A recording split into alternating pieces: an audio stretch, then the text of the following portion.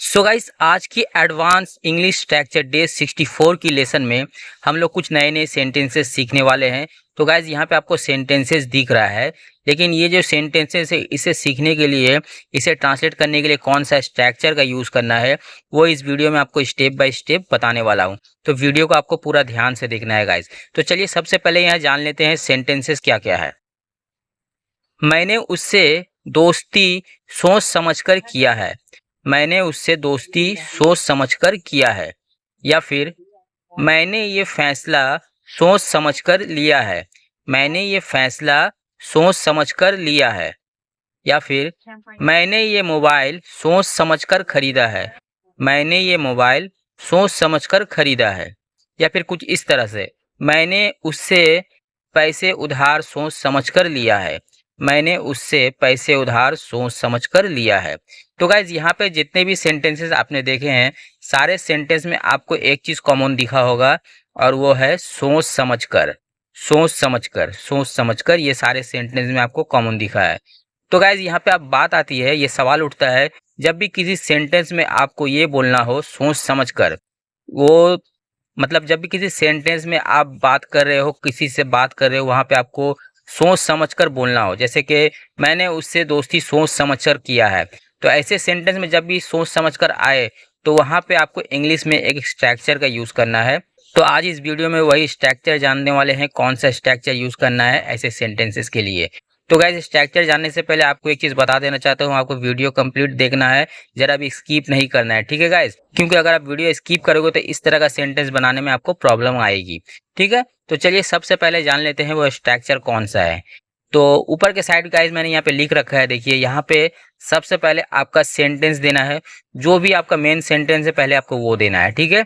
उसके बाद आपका वो जो स्ट्रक्चर है उसे आपको यूज़ करना है, और वो स्ट्रक्चर है थॉटफुली। थॉटफुली मतलब सोच समझकर जब भी किसी सेंटेंस में बोलना हो, वहाँ इंग्लिश में आपको थॉटफुली का यूज़ करना है। पहले आपको सेंटेंस देना है, उसके बाद थॉटफुली एंड में आपको लिखना है। तो ये ऐसे आपको समझ में नहीं आ रहा है, कुछ एग्जाम्पल मैं यहाँ दिखाऊंगा, उसके जरिए आपको और अच्छे से समझ में आ जाएगा थॉटफुली को कैसे यूज़ करना है, ठीक है? तो चलिए सबसे पहले एग्जाम्पल देखते हैं। तो देखिए गाइस, यहाँ पे पहला एग्जाम्पल दिख रहा है, मैंने उससे दोस्ती सोच समझकर किया है। मैंने उससे दोस्ती सोच समझकर किया है। अब इसे इंग्लिश में ट्रांसलेट करने के लिए आपको क्या लिखना होगा? तो चलिए यहाँ पे मैं सेंटेंस लिख कर आपको दिखाता हूँ, आपको अच्छे से समझ में आ जाएगा। I have made friend ship.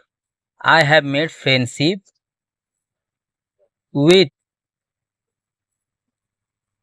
Him. उसके बाद आपको थॉटफुली का यूज करना है, THOUGHTFULLY।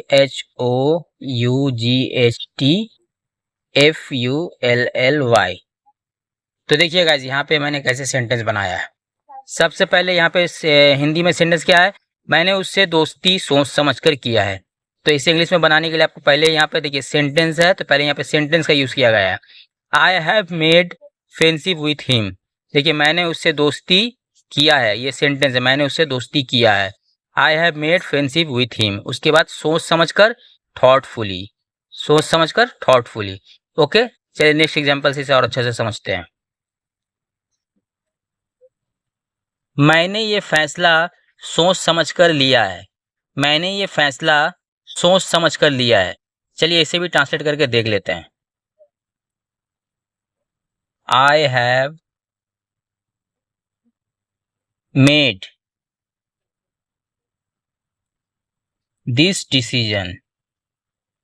दिस फैसला का इंग्लिश क्या है? Decision, DECISION।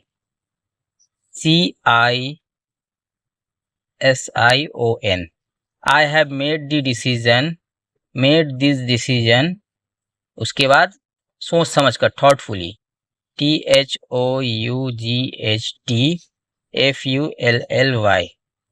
देखिए, मैंने ये फैसला सोच समझकर लिया है। I have made this decision thoughtfully. I have made this decision thoughtfully. सबसे पहले यहाँ पे सेंटेंस का यूज हो गया है, I have made this decision. मैंने ये फैसला लिया है, I have made this decision. उसके बाद सोच समझकर थॉटफुली। ओके, चलिए नेक्स्ट एग्जांपल देखते हैं। मैंने ये मोबाइल सोच समझकर खरीदा है। मैंने ये मोबाइल सोच समझकर खरीदा है। चलिए इसे भी ट्रांसलेट कर लेते हैं। आई हैव, खरीदने का इंग्लिश क्या है? बाय। तो उसका पास्ट पार्टिसिपल फॉर्म होगा, उसका थर्ड फॉर्म होगा bought. Bought, BOUGHT, bought. I have bought this mobile, उसके बाद थॉटफुली, THOUGHT, फुली। ठीक है, देखिए मैंने ये मोबाइल सोच समझकर खरीदा है। यहाँ पे मेन सेंटेंस क्या है? मैंने ये मोबाइल खरीदा है। आई हैव बॉट दिस मोबाइल। ठीक है, सेंटेंस देखिए बन रहा है ना। पहले सेंटेंस क्या आया? मैंने ये मोबाइल खरीदा है, आई हैव बॉट दिस मोबाइल। उसके बाद सोच समझ कर यहाँ जो आ रहा है उसे एंड में देना है, थॉटफुली, थॉटफुली। ओके, तो चलिए लास्ट वाला एग्जाम्पल बचा, इसे भी देख लेते हैं और इसे देखने के बाद आपको पूरा क्लियर हो जाएगा कि थॉटफुली का कैसे सेंटेंस में यूज करना है। मैंने उससे पैसे उधार सोच समझकर लिया है। मैंने उससे पैसे उधार सोच समझकर लिया है।